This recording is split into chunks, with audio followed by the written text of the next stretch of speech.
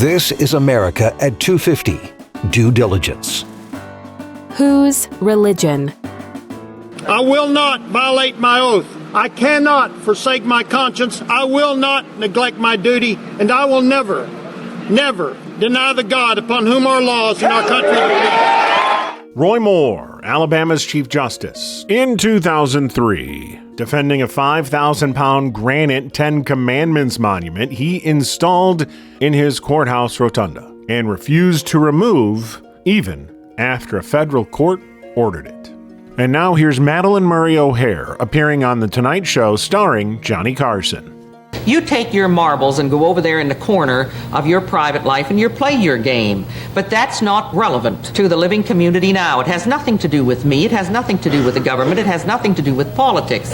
It actually hasn't got anything to do with business. It has nothing to do with science. It has nothing to do with education.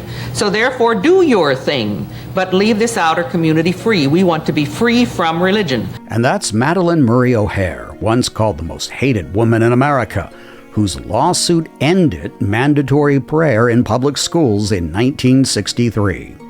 Last time, we went back to colonial Virginia and Jefferson's letter to the Danbury Baptists, a wall built by believers who thought government-backed religion was a threat to faith itself, not a favor to it. John Ragosta laid out that history, and Russell Moore picked it up from the other end, arguing today's Christian nationalist movement would have horrified the founding generation that built the wall in the first place. Today, that same wall is being tested, not in a history book, but in a real classroom, over a real law. Texas now requires the Ten Commandments to be posted in public schools. Other states are pushing Bible curriculum and school chaplain programs. The question hasn't changed much. When government picks a side on religion, whose religion wins? We've got two guests to help sort that out. Laurie Gaylor co-founded the Freedom from Religion Foundation, and her organization is directly challenging the Texas law in court. And Bob Smetana, a journalist who's covered American religion for years, is going to widen the lens what's actually driving this movement state by state, and why it's more complicated than either side's slogans suggest. Laurie Gaylor co-founded the Freedom from Religion Foundation decades ago, built on a simple argument that freedom of religion has to include freedom from government-imposed religion. She spent her career asking one question of laws like Texas's: whose version of religion is the government actually endorsing? Laurie Gaylor, welcome to the program. So you and your mother started the Freedom from Religion Foundation back in 1976. Mm-hmm. What were you seeing then that made you feel that it was necessary to start the Freedom from Religion Foundation? It was the time of Jerry Falwell going into ascendancy, the so-called moral majority, and going around the country trying to claim that this was a Christian nation. And we had just come out of the abortion rights campaigns. And my mother was an early advocate for abortion rights. And as I was trailing around as a middle schooler, as she was advocating for legalization of abortion and birth control in Wisconsin, we became very aware that the only organized opposition to women's rights and reproductive rights was religious in nature, and that it was vital that we keep religion out of government. So that was what had opened our eyes to the need to advocate for secular government, to keep religion out of government. But it was sort of Jerry Falwell and this early Christian nationalist beginnings at that point that made us speak out. And we hoped we would do ourselves out of an organization. We were all volunteer at that time. So it was Jerry Falwell, the early ascendancy of that version of Christian nationalism in that bicentennial year that prompted us to start the Freedom from Religion Foundation, because we felt that it was underestimated, or that freedom of religion doesn't mean anything without freedom from religion, especially freedom from religion in government. And we truly felt that it would only take a few years to remind the country of the importance of our secular roots. But here we are 50 years later dealing with an unprecedented threat that we would never even have envisioned. What does the organization actually do day to day? Is it do you file lawsuits in different parts? What do you work on? Information and education. Describe what it is that you guys do on a daily basis. The Freedom from Religion Foundation is a membership group, and we have two purposes: to educate the public about non-theism. Our members are personally free from religion for the most part, whether atheist, agnostic. We tend to use the term free thought, free thinker, as an umbrella describing people who are personally free from religion. And as an educational advocacy group, we work for separation of religion and government to buttress the wall of separation between church and state. And we started off very small, but today, there were two of us. Today, there are over 41,000 currently paid members, and represented in every state and I think every province. And so we are the largest free thought association in North America. And we now have about 45 staff. We were all volunteer at the beginning. We didn't get our first attorney until 2008, but now about a third of our staff are attorneys. We have always taken lawsuits. We were using outside counsel originally, and now we have many attorneys, and we also still take cases with outside counsel. We brought over 100 lawsuits, winning many significant victories for separation of church and state. And when we didn't win, we should have won. But the courts have gotten increasingly hostile. And I like to say there's never been a better time to be a free thinker, to be non-religious in the United States in terms of numbers. With 29% of adult Americans identifying as religiously unaffiliated, a substantial number call themselves atheists and agnostics. And of young people, 43%. 18 to 25-year-olds.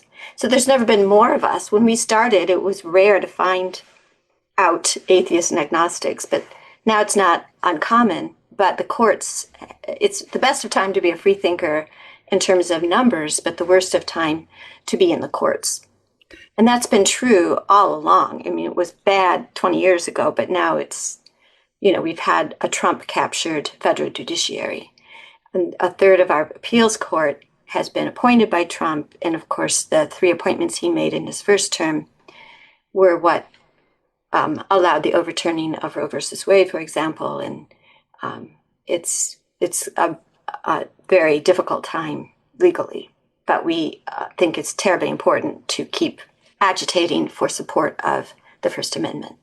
That being said, there are many people in the United States who are, if not identifying themselves as Christian nationalists, are definitely Christian evangelicals. And they have, many of them, no problem whatsoever with more religion in government, in schools. And I'm sure that they see what you are doing as a threat to their way of life and to the country. How do you explain to them that you're not against religion per se? Well, when you are personally free from religion, that doesn't mean you want to take religion away from people who are religious, first of all.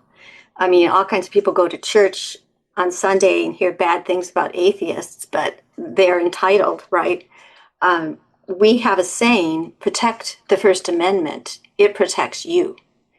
And if religion is going to get behind, if government is going to get behind religion, whose religion?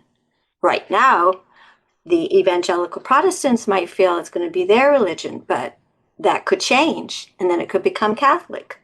There's always going to be discrimination and lack of equality if the government is privileging some religions over others. And that's why our founders were very wise to adopt the first constitution in history to separate religion from government. And it wasn't just the First Amendment that was part of the Bill of Rights.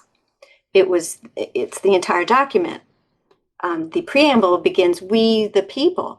That was revolutionary. It doesn't give sovereignty to a deity or divinity, it gives sovereignty to the people.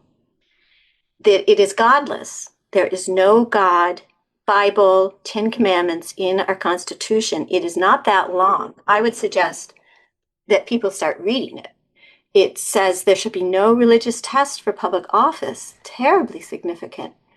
It gives the oath of office for the president. There is no reference to a "so help you God" or "put your hand on the Bible."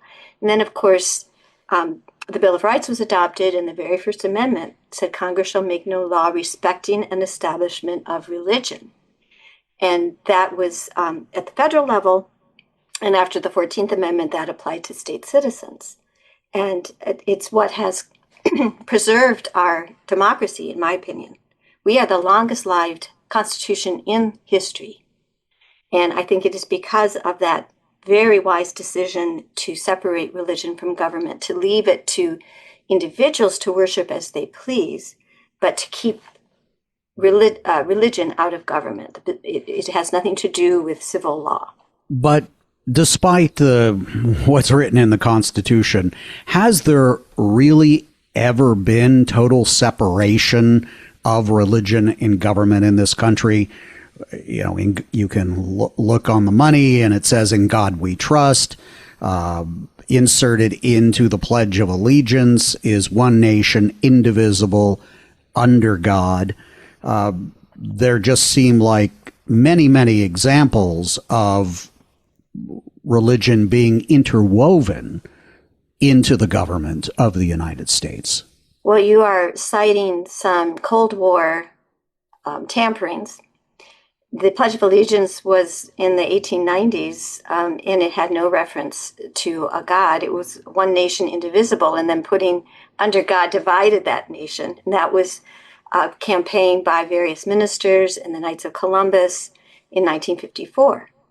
And then it didn't appear in our paper currency. "In God We Trust" was adopted, I think, as 56 as a motto. Didn't start appearing on our money until 57 on the currency.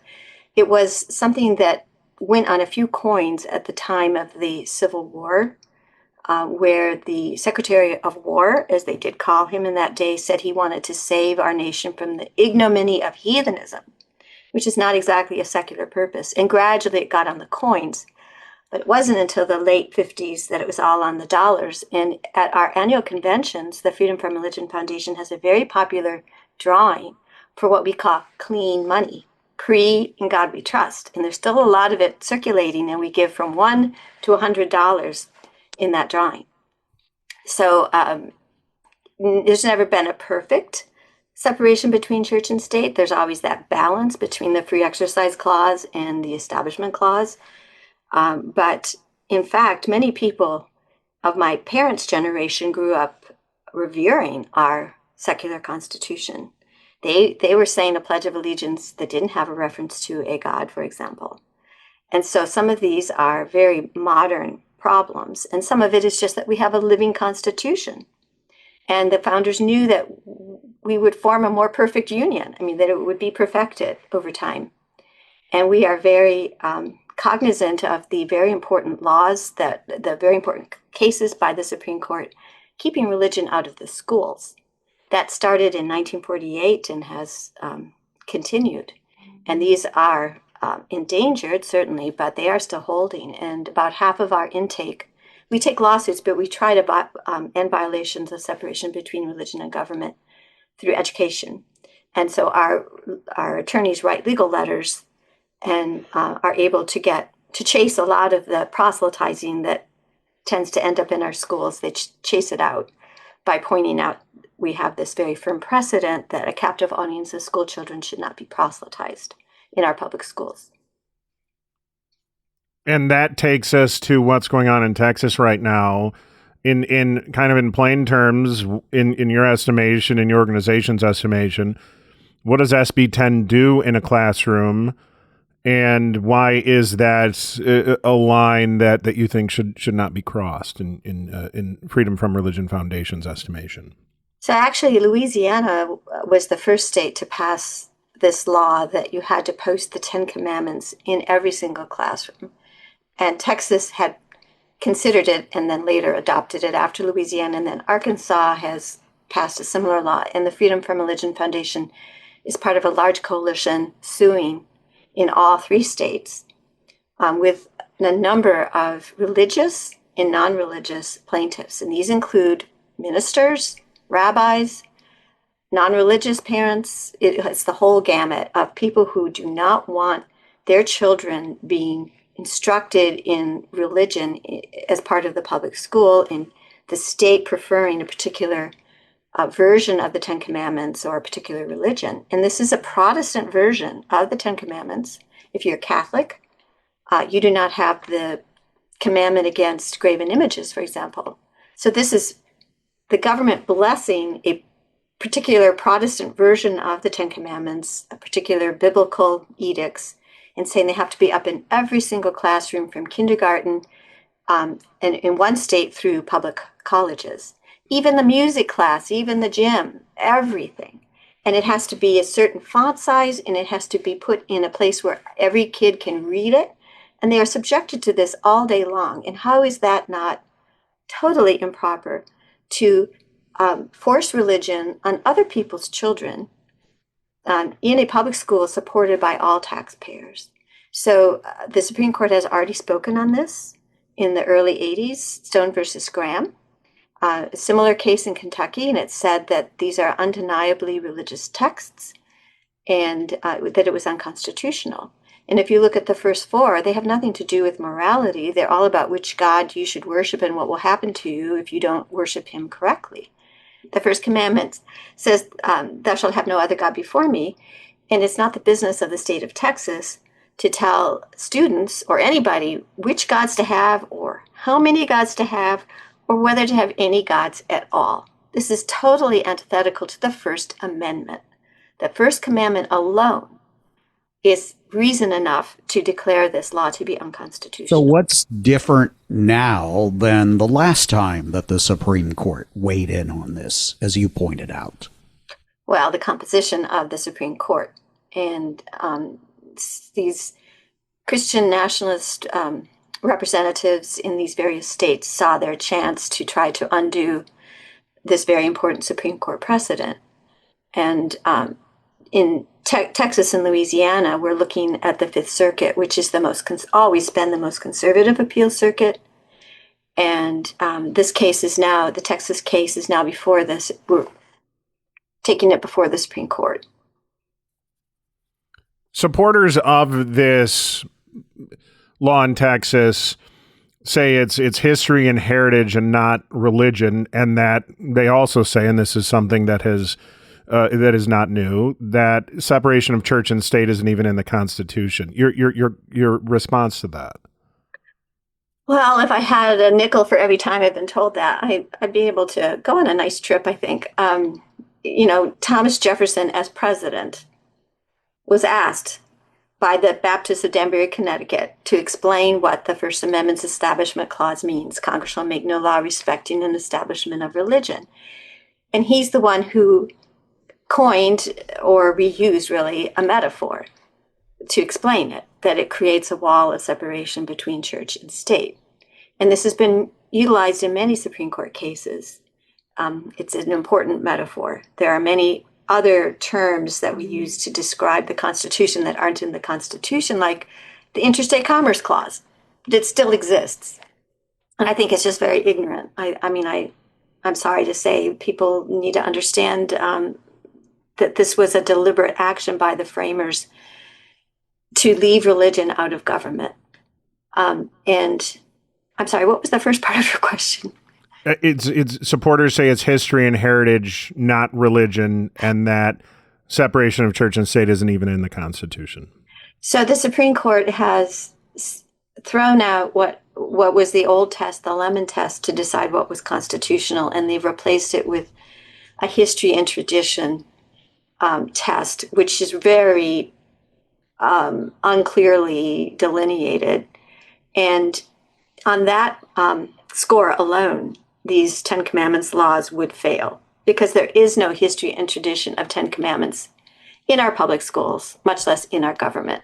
And when we see these monuments in front of some courthouses and so on, this is all from the 1950s again. And it was actually an advertising campaign with Cecil B. DeMille promoting the movie The Ten Commandments and getting together with the Eagles, who there was a judge in Minnesota who wanted to promote Minnesota granite, and they decided that they were going to put this up in as many places as they could. This is not historic. This is, as I said, a latter day kind of violation. And we have removed a lot of those 10 commandments, but unfortunately, now it's very hard to get rid of them if they do date to the 50s. The Eagles, not the rock band. No, I'm the Eagles Club, a men's club. For a long, long time in this country, this has been a struggle we have seen with the legislative branch and then, of course, the judicial branch, the Supreme Court getting involved in it. Have we ever had an executive branch that has been pushing it to this extent? We have had Christian nationalism pushed, starting with, Eisenhower to some extent, and Reagan and Bush too. But this is unprecedented right now, what we're seeing with the current president. And his base is Christian nationalist. He knows who elected him. He is pandering to them, and he gave a speech to the Faith Coalition that he recycles the same speeches year after year there, but it was all about promoting their religious views. He knows who his supporters are, and he's in cahoots with Christian nationalists because they elected him, and he's going to deliver what they want, and then he'll do other things. Well, Donald Trump also has support from Orthodox Jews because of his traditional support for Israel. So I don't hear them objecting to this level of closeness between the president and Christian nationalists. Why do you Stephen Miller is Jewish, but he's a Christian nationalist. You can, he's still propitiating that base. He does some ultra-Orthodox Judaism does not support separation of state and church, and that's what they're in agreement about. But that doesn't disprove that what we have going on is Christian nationalism, because that's who they are. That's what they're trying to impose. The idea that the American identity is about being a Christian and being a certain kind of Christian, or being someone who agrees that they should have that kind of privilege. I heard on the radio an interview with a Christian nationalist preacher who's very influential in this administration. And he makes no bones about what he wants to accomplish in this country. But what he's saying is, other people can pray as long as it's quietly. But, for example, there should never be any minarets in the United States having the call to prayer. What's your reaction when you hear people saying those sort of things? Well, I heard the same interview, and we've been following this particular pastor who has ties to the administration through our so-called Secretary of War, Pete Hegseth, and he goes to a satellite church of this guy's, and it was flooring. He does not believe in freedom of religion. It was very clear. A mosque could not operate. People could pray at home if they were Muslim, and he was cagey about whether they could vote, but I thought he was coming down on the no vote side. He wants a Christian theocracy, and that's the ultimate goal of Christian nationalism. Well, he also says women should not vote unless they're the head of the household. Right.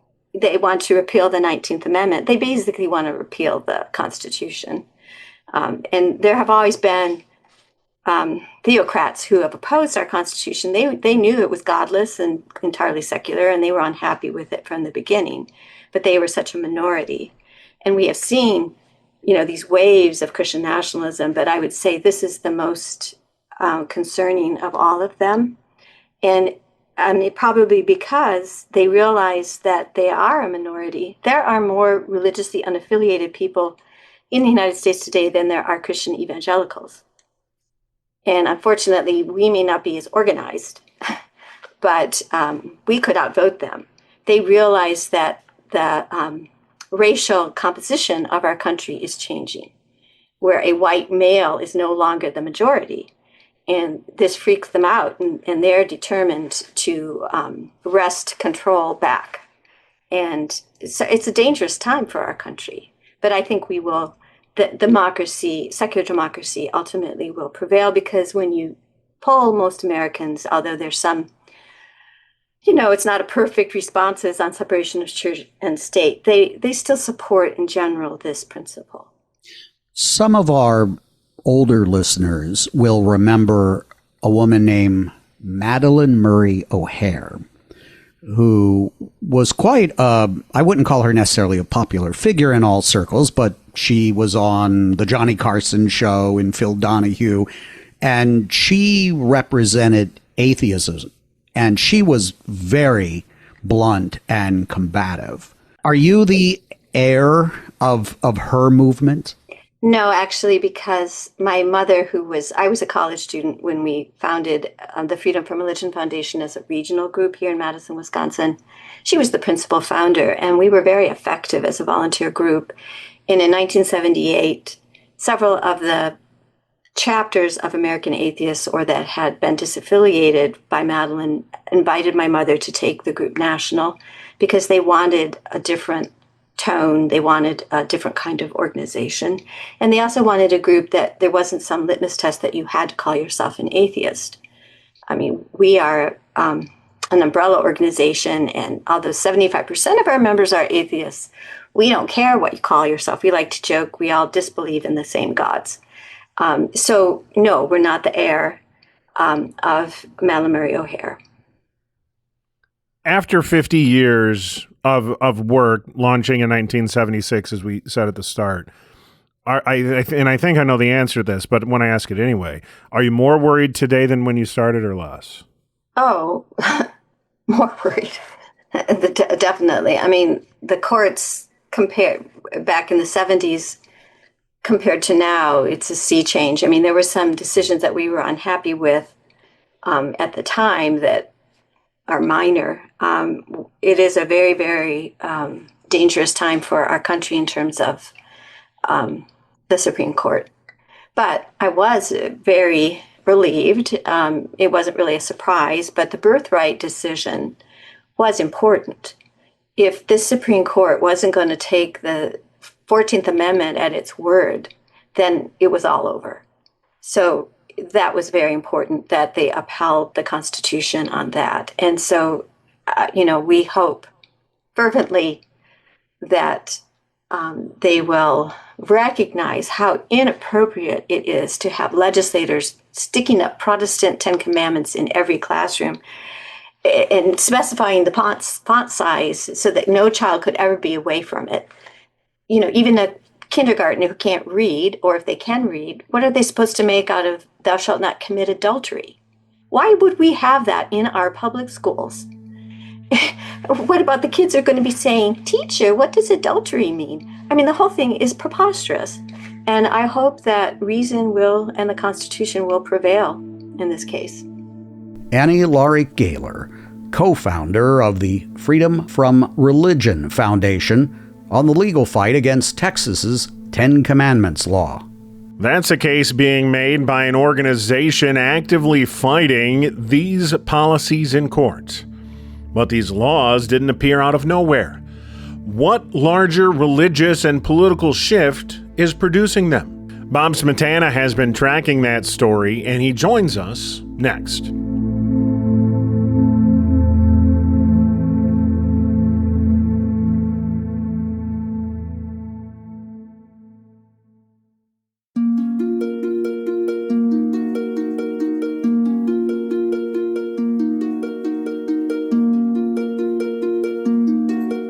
Our next guest has spent his career as a journalist covering American religion, not from inside any advocacy group, but as someone trying to explain what's actually happening and why. Bob Smetana has reported on the wave of Ten Commandments and Bible curriculum laws spreading state to state, and he's got a working definition of Christian nationalism that cuts through a lot of the noise.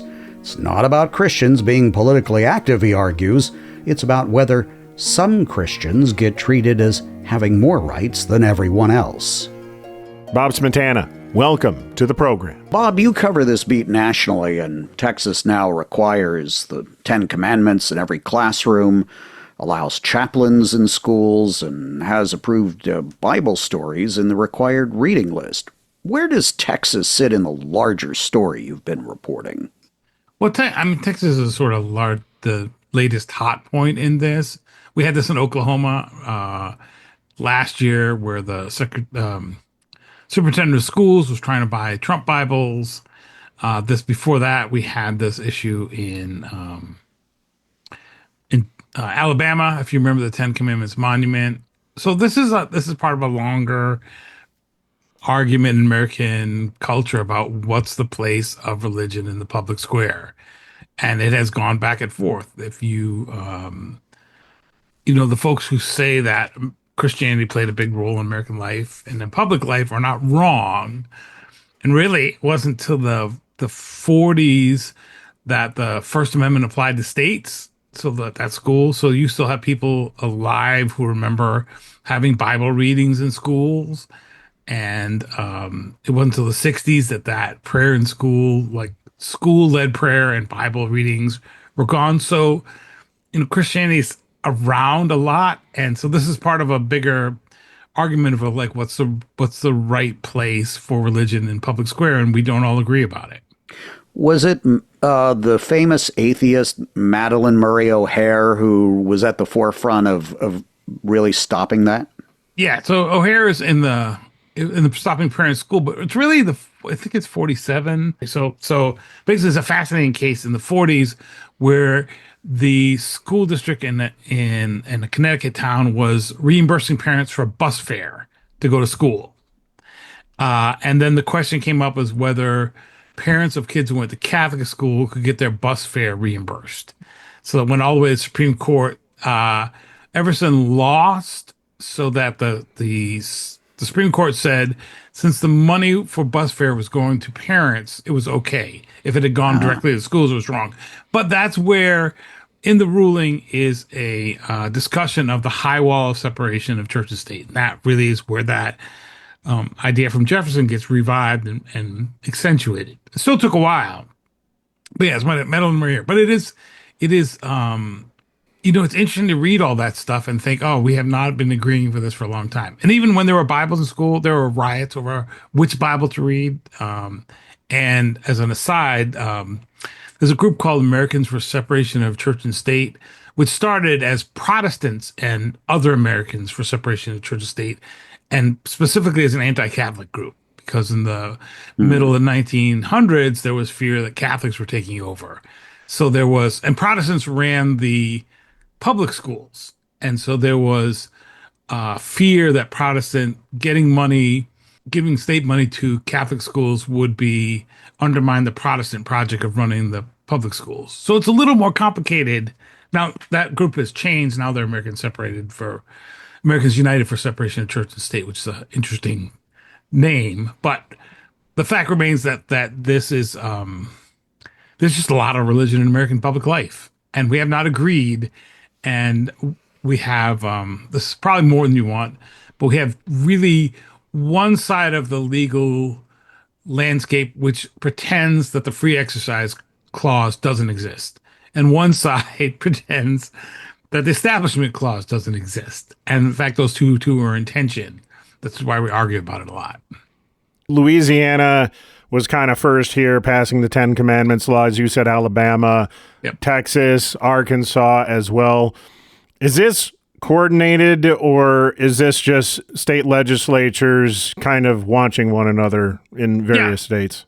Yeah, both the opposition to these kind of efforts to put Ten Commandments and other Bible readings and the support for it are organized, right? So this has been there are there are affinity groups or activist groups on either side.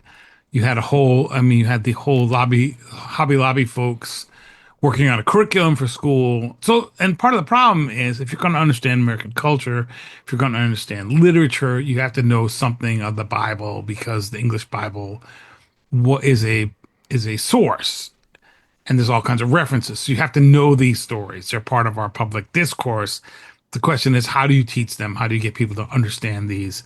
Because they're not getting it outside of school. And maybe this is part of why it's coming up again. This is me spitballing a bit, but probably it's coming up because, or a factor would be that people don't know these sources anymore. So if you hear these Bible allusions in a book, you may not get it now because you're not reading it somewhere else. So there's a legitimate, and I work for a religion news organization, and our mission is public understanding of religion. So public understanding of religion is a legitimate goal for both education and for the news media. The question is, how do you do that without proselytizing?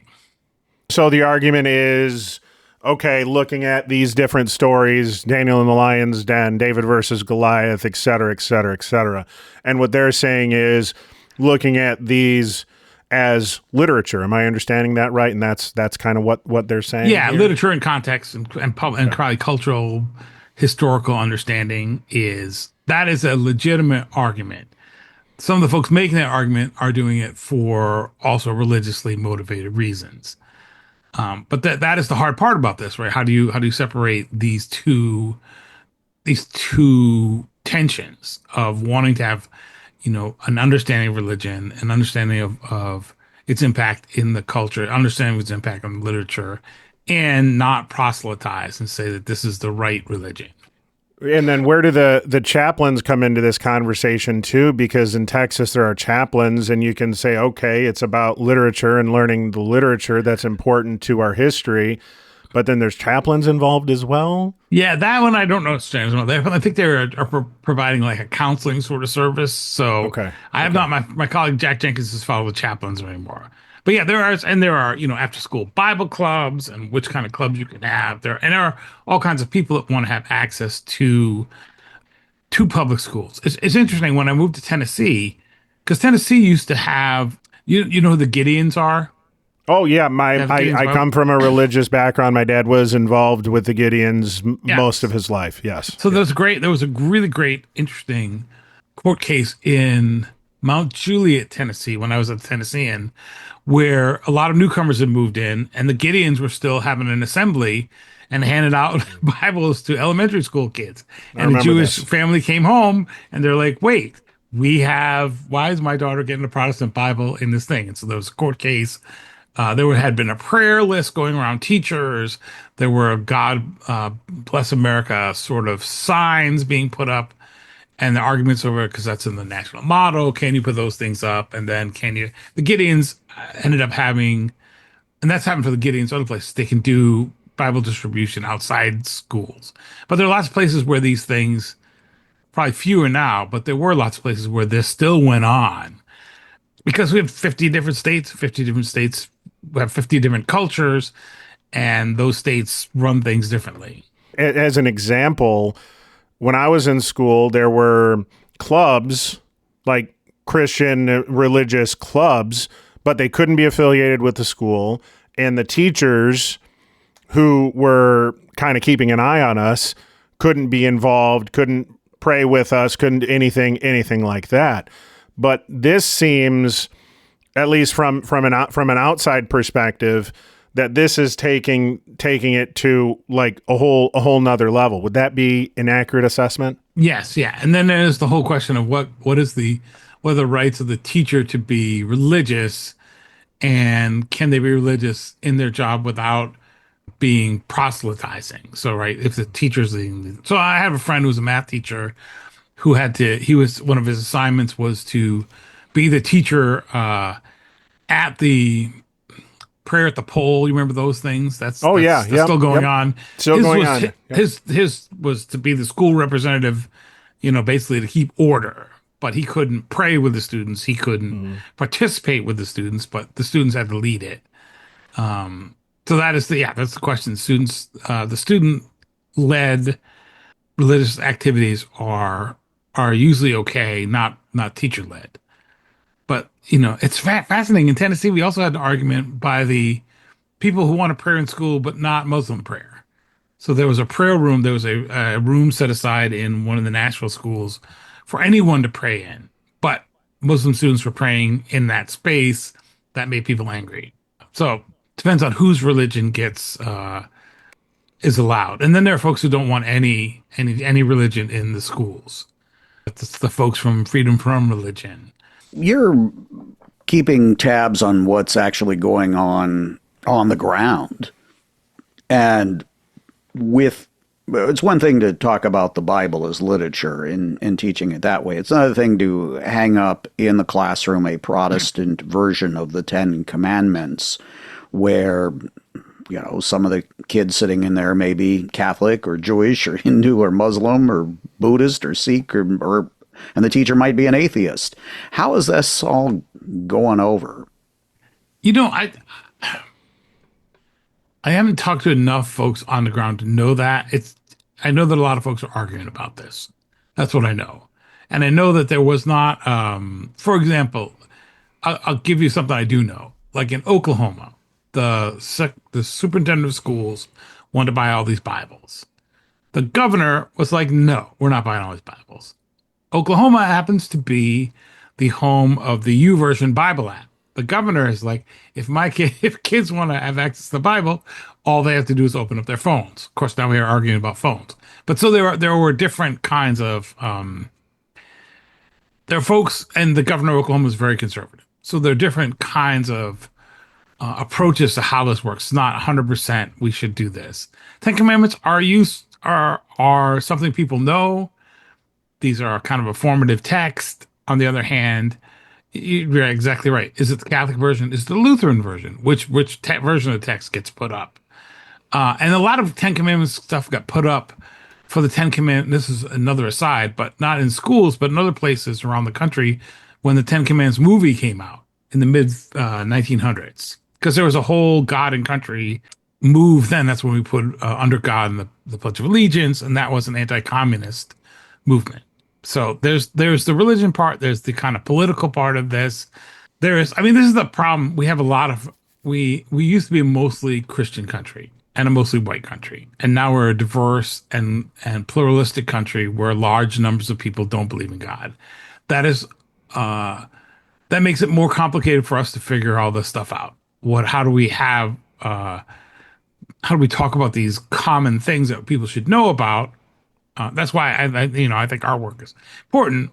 Putting a plug for public understanding of religion, but it is it's more complicated, and religious people used to get a pass on some of these things. You put Ten Commandments up, maybe someone was upset, but there was more sort of that's allowable. Well, now if you got a third of the country that's not religious. And growing number of people who are not Christian but are religious, they're going to ask much more questions. So there's more compromise, and we're not in a time where people want to compromise, right? It's not easy to compromise. Our legal system is not set up for compromise, and we have folks who want to fight about things and not get along, not figure out how to accommodate each other. The Baptists were jailed in colonial Virginia for preaching without a license. Yep. They demanded separation as part of the price for backing the revolution. Today, those descendants are the movement putting scripture on classroom walls. What happened? Does this go back to the 60s and 70s in the Christian academies, Falwell, the moral majority? Or was it before that? Was it in the 50s, as you said, during the Eisenhower administration and this anti-communist movement? Where did this kind of transition happen and transition take place? Well, that's a good question. So I would probably say that until the 60s, you had a lot of religion in schools. Like I said, until Everson in the 40s, the First Amendment doesn't even apply to the states. And then you had a move to really embrace the idea that separation of church was the functional law of the land. And now there's some rethinking of that. So that's And that's been going on since the 70s and 80s, the moral majority. When the prayer got out of schools, people started wanting to get it back. It became a talking point. So it comes and goes. It's exacerbated now because we have large number of non-religious people. And we have the internet, so everyone can know what everyone else is doing. And so these kind of, I don't think when in the 80s, I would have known what Texas was doing all the time. Before it was like, but remember the touch point before was teaching of evolution, right? Can you teach evolution and creative, intelligent design and all these things? So these things they're just kind of part of the water, and they keep popping up because people act in religious ways. And then they have to figure out what is legal, and we have a whole court system set up for religious accommodation and religious access, and it just has to be every case matters, all the details of every case. It's like the way we resolve these things is through a complicated case by case, detail by detail process. The way we talk about in public, often fueled by activists, is a kind of, because you want to raise money for this, is a winner take all, or a zero sum game. It's not, religion in public life is not something that works well with zero sum. And this was the problem, like even in Massachusetts. So if you go back to the founding of the country, in Massachusetts, you have the Puritans come. They leave England because they're fighting with the established church there. They established religious freedom for themselves, but not for other people. You had to be a member of the church to vote if you're in the town. Now they worked out ways for people who were not, wholehearted believers to still give their taxes to the church. But in Massachusetts, the state church was collecting taxes. Then we have George Whitefield come along. He comes and gives the great, all this big revival. All these people have these conversion experiences, go back to their churches and raise hell because they're like, you're not a real Christian. We're not going to pay our taxes. So you have Baptists like Isaac Backus and his family. Isaac Backus is a Baptist pastor in Massachusetts. His mom gets arrested for not paying taxes. You have baptisms being labeled illegal. So you have this conflict, even in people who are all religious, over which Christians are in charge. You raise a big question that seems very relevant to our time, which is which Christians are in charge. Yep. We have the Christian nationalist movement now. It's very different than, say, the establishment religions. Catholicism, the Lutherans, the Baptists all have a vertical infrastructure, so to speak. Even within Christian nationalism, which has a very strong influence now on the current administration, who gets to decide what is Christian nationalism and what are the goals? This is exactly the question. Christian nationalism is a real difficult thing. And in some ways, it's easy. It really is. If this is my definition is a Christian nationalism is when there's an argument that certain Christians have more rights than everyone else. That's really the kind of nutshell of it. If I want to be religious and political, you can have that. That is just normal God and country politics. There's a lot of that. Right. So because you have white and black Americans who both register very high on the Christian nationalism scale, who want public influence of religion. If you go back to Martin Luther King's letter from the Birmingham jail, it's basically, we got to get back to our Judeo-Christian roots, public values. But once you say, and if you get someone like Gerald L.K. Smith, it's a famous Christian nationalist, had a magazine called The Cross and the Flag. He was very clear. Only certain kinds of Christians, white Christians, have rights in America. And you see this now. So when you see folks say, well, Muslims, for example, should not be able to build houses of worship. That is a Christian nationalist idea, that we're a Christian nation, so you don't really have religious rights. That's an argument. That's the difference, I think, in kind of what makes Christian nationalism at its heart and more just sort of conservative or activist religion, if that makes some sense. But it's really which Christians are in charge. And from the beginning, there were arguments about that. Very devout people saying, wait, you shouldn't be able to tell me how I can worship. That's why the Southern Baptist, what's interesting now is you have Southern Baptists arguing for Christian nationalism, even though as someone as kind of noteworthy as Richard Land. I don't know if you remember Richard Land, very famous. He was the head of the ethics and he's Russell Moore's predecessor, GOP activist, Southern Baptist core, wanted to convert everybody, but he would get angry when people tried to block mosques from being built. Because why was that? Yeah. Because he didn't want the government to have power over who gets to build a church. Because if you can say you can't build a mosque, then you can't build a church. If the government is making decisions on the value or rightness of a religion, then your religious liberty is based on who's in power.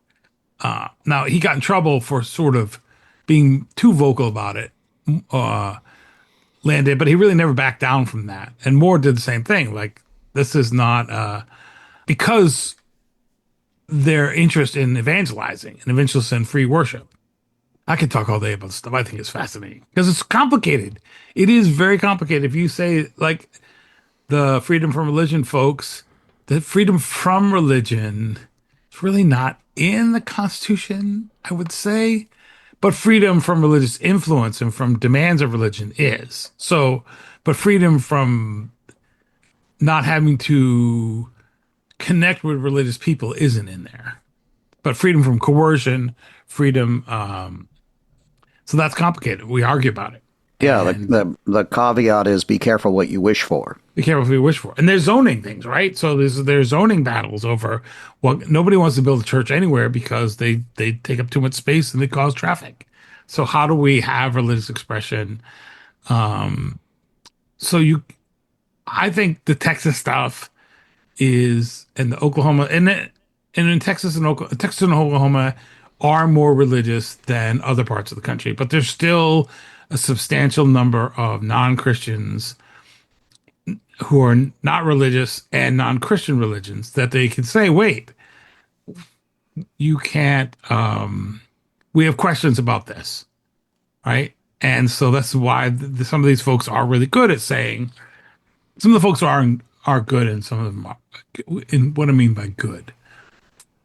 Some folks will try and have legislation that is based on this kind of historical understanding, literature, etc. Some folks will want it more proselytizing.